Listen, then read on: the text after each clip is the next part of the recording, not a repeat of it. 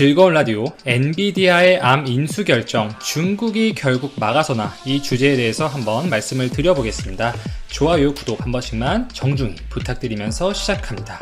반도체 시장이 빠르게 요동치고 있습니다. 미국과 중국의 기술 패권을 둘러싼 갈등이 심화되는 가운데 그 중심에 있는 핵심 산업이 바로 반도체이고, 화웨이가 모든 반도체의 공급선이 차단당하는 초강도의 제재를 받으면서 이 제재가 공식적으로 발효되기 시작했고, 또 어제는 엔비디아가 영국의 암을 인수한다는 소식이 보도가 되면서 정말 반도체 업계는 한치 앞을 내다보기 어려운 상황이라고 볼 수가 있습니다.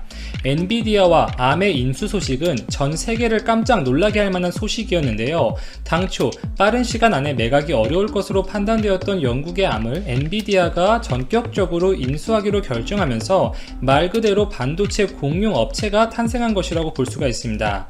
많은 언론과 기사들에서는 마치 엔비디아가 암의 인수를 확정한 것처럼 보도를 하고는 하는데요. 실제로는 지금까지의 과정보다 더 까다로운 규제 당국의 반독점 심사가 남아 있습니다. 아직 넘어야 할 산이 많은 것이죠. 두 회사의 인수합병은 당사 국가인 미국과 영국을 비롯한 중국, 유럽연합 등의 규제 당국의 승인을 모두 획득해야 합니다. 통상적으로 1년에서 2년 정도의 시간이 소요가 되고, 검토 과정에서 문제가 발생할 경우에는 그 이상 기간이 길어질 가능성이 있습니다.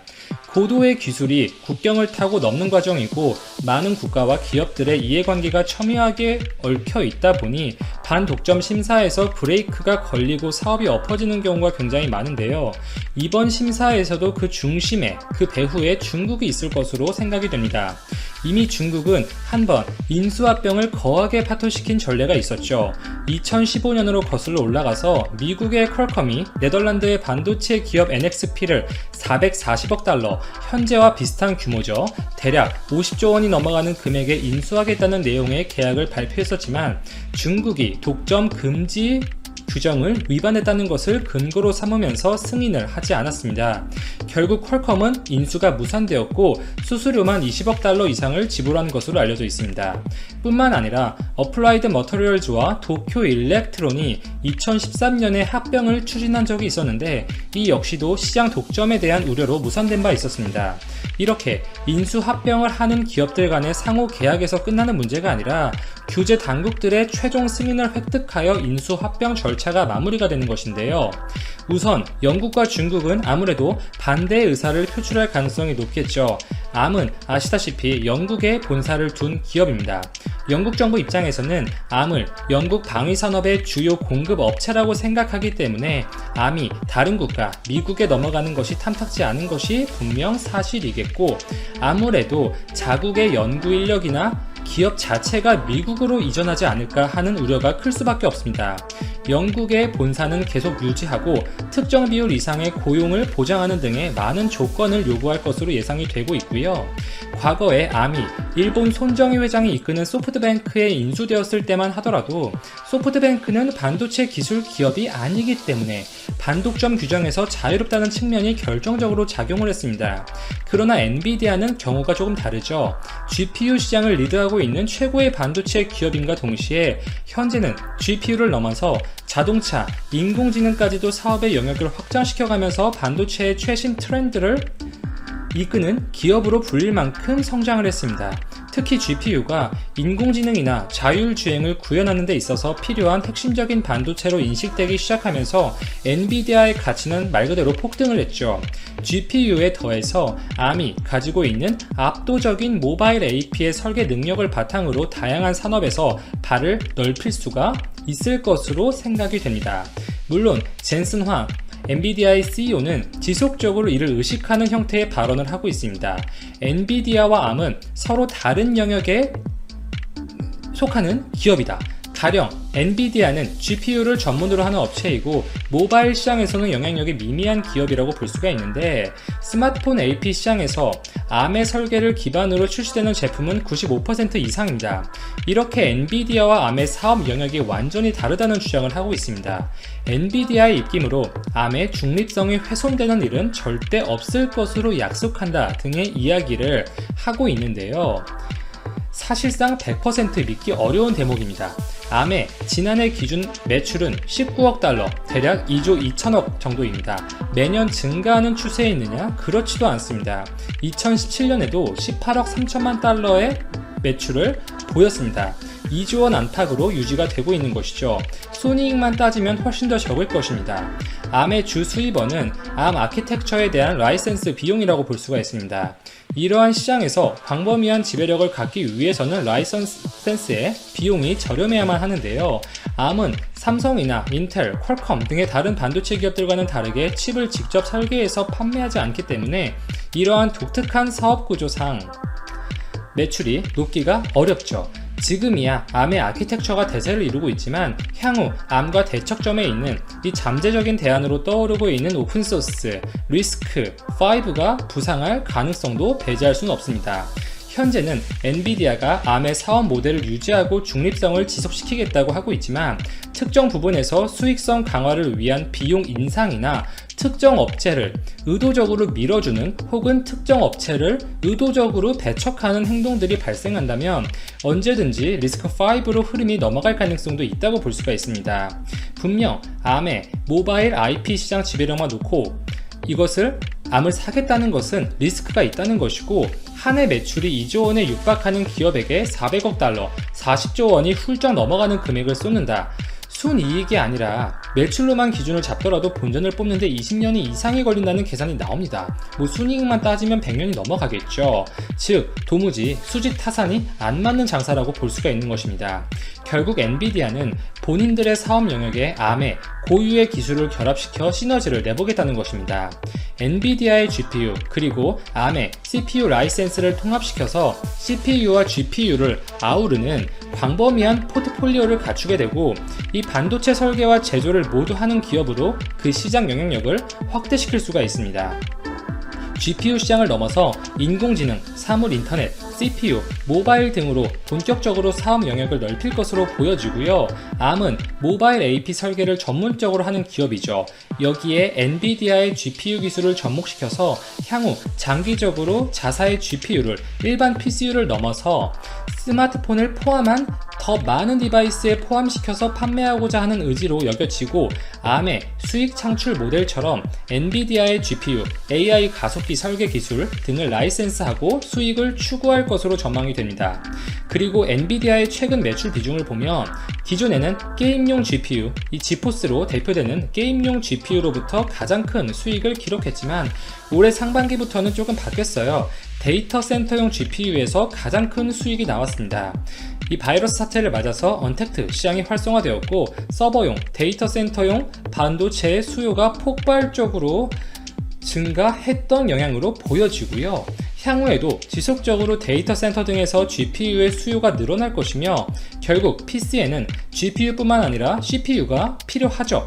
이 부분에서 인텔, AMD 등의 경쟁사에 비해 경쟁력이 떨어지고 있었는데 이번 암의 인수합병을 통해서 서버용 CPU의 개발에도 본격적으로 착수할 것으로 보입니다.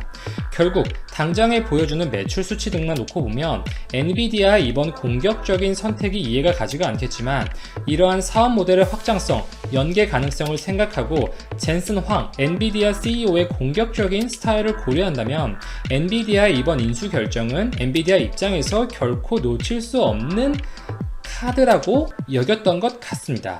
실제로 엔비디아 이번 합병에 대해서 젠슨 황 CEO 역시 이번 합병이 반독점 심사에서 브레이크가 걸릴 가능성에 대해서도 염두를 하고 있는 모습을 엿볼 수가 있는데요. 그는 암의 사업은 엔비디아가 추구하는 방향과 결코 중첩되지 않으며 수직적이다, 상호 의존적이다 이렇게 주장을 하는 것이 그 근거라고 볼 수가 있습니다. 반독점 심사를 무사히 통과하면 대박인 것이고 통과하지 못하고 설사 인수가 실패하더라도 그만이라는 생각에서 본 계약을 접근했을 가능성이 높다고 볼 수가 있겠습니다. 그리고 엔비디아가 미국 소속의 기업이긴 하지만 미국 그 자체는 아니죠. 애플, 퀄컴, 인텔 등의 많은 미국 기업들이 반대 의사를 표출할 경우에 미 당국이 이들 주요 기업들의 의사를 무시하고 마냥 독단적으로 승인을 내주기에도 분명 부담이 있다고 보여지고요. 단순히 기술, 기업들 간의 협상이 아니라 정치적으로도 생각을 해봐야 되는 문제이기 때문에 하반기에 미국 재선이 또 변수가 될 수 있는 부분이라고 보이죠. 그리고 가장 큰 위험 요소는 중국이죠. 기본적으로 향후 중국의 제조기업들 화웨이, 샤오미, 오포 등이 현재에도 암의 IP를 받기 원활하지 않은 상황이었는데, 기존에 일본 소프트뱅크가 소유권을 가진 상황에서 미국의 엔비디아로 넘어간다면 현재 미국을 중심으로 한 중국 반도체 기업들에 대한 이 적대적인 태도, 견제가 지속되는 한 사업이 더더욱 어려워질 것은 자명한 부분입니다. 이 부분에서 분명 변수가 있을 수 있고요. 이 사우스 차이나 모닝 포스트의 보도에 따르면 중국은 엔비디아와 암의 결합 가능성에 이미 무게추를 두고 향후 상황을 준비할 수 있다고 하는데요. 이 리스크 5를 염두에 두고 있는 것이겠죠. 중국 화웨이를 포함한 기업들은 이와 같은 새로운 설계 플랫폼을 그 대안으로 찾을 것 같습니다. 이상 여기까지 정리하고 즐거운 라디오 오늘 방송 마치겠습니다. 오늘도 제 방송을 들어주셔서 진심으로 감사드립니다. 미국의 유력 일간지 뉴욕타임스가 홍콩 국가보안법 제정으로 인한 불확실성에 홍콩에 거점을 둔 디지털 뉴스 편집국의 일부 인력을 내년에 서울로 이전한다고 밝혔다.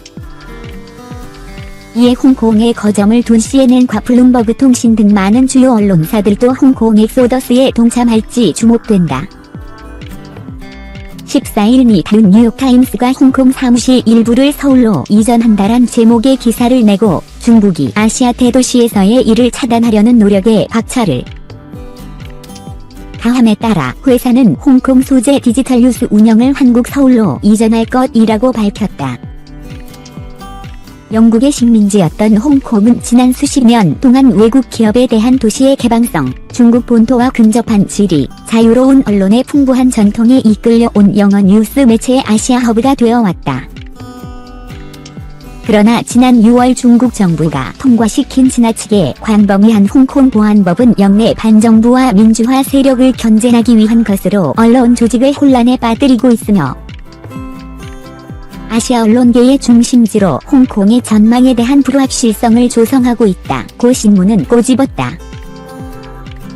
신문은 중국 본토에서는 흔하지만 홍콩에서는 일부 기자들만 어려움을 겪은 바 있는 취업 허가증 확보 문제에 직면해 있다고도 했다. 홍콩이 중국의 강화된 통치하에 새로운 시대를 맞이하고 있는 가운데 이 편집자들은 아시아 지역에 추가적인 운영 거점이 필요하다고 판단했다는 것이다. 신문의 국제 기사 보도와 운영을 총괄하는 편집자와 경영진은 이날 직원들에게 보낸 공지에서 중국의 지나치게 광범위한 새로운 국가보안법이 우리의 운영과 저널리즘에 어떤 의미를 부여할지에 대해 많은 불확실성이 생겼다. 우리는 비상계획을 세우고 영내를 중심으로 편집 인력을 다변화하기 시작해야 한다는 것이 현명하다고 생각한다고 썼다. 이 다음 내년에 서울에 디지털 뉴스 부편집국을 마련하고 홍콩 인력의 3분의 1 정도를 서울로 보낼 계획이다. 홍콩 지사는 신문의 24시간 보도 체계에 중요한 역할을 맡아왔는데 뉴욕 본사와 런던 지사 직원들이 퇴근하면 홍콩 지사가 기사를 커버하는 방식이다. 회사는 홍콩 사무실에 계속해서 대다수의 인력을 두고 중국 본토와 홍콩 취재를 계속해 나갈 것이라고 밝혔다. 홍콩에 거주하고 있는 이 신문 해외판 인쇄팀은 현지에 남는다. 광고와 마케팅 부서 직원들도 홍콩에 남는다는 전언이다. 미는 이번 사무실 이전을 미국 언론기관의 중대한 전환점으로 표현했다. 중국이 홍콩의 안보를 수호하겠다고 이달 초 제정한 홍콩 보안법은 크게 분리 독립, 전복, 테러, 외국 세력과 유착 혐의로 나뉜다.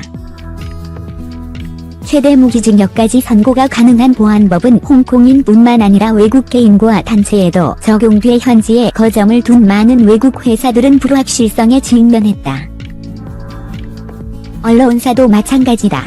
캐리람 홍콩 행정장관은 홍콩 보안법을 위반하지 않는 이상 기자들은 자유로이 기사를 보도할 수 있다고 밝혔는데 보안법 조항들이 애매해 어느 정도까지의 보도가 위반이 아닌지가 불분명하다는 지적이 나온다. 이에 미를 시작점으로 홍콩 내 여러 해외 언론사들이 서울로 거점을 옮길지 관심이다. 미는 이전할 장소 후보로 서울과 태국 방콕, 싱가포르, 일본 도쿄를 생각했다고 한다. 한국은 다른 이유들 중에서도 외국 기업의 친절하고 언론의 독립성이 보장되며 몇몇 주요 아시아 뉴스 기사에서 중심적인 역할을 해왔기에 매력적이었다는 설명이다. 복수의 소식통은 신문에 홍콩에 많은 인력을 둔 CNN과 블룸버그 통신은 아직 홍콩을 떠날 계획이 없으며 다만 상황을 지켜보고 있다고 알렸다. 우리나라 언론이 세계에서 42번째로 자유롭다는 평가가 나왔다. 국제언론감시단체인 국경없는 기자회가 21일 공개한 -2020 세계 언론자유지수 보고서에서 한국이 올해 42위를 기록했다. 지난해 41위에서 한 계단 낮아졌다. 세계 언론자유지수는 국가별 언론의 자유, 실현 정도를 비교하는 평가다. 1985년 출범한 언론 자유를 감시하는 비영리 단체인 국경없는 기자회는 매년 180개국의 저널리즘 현실을 평가 회의를 발표한다.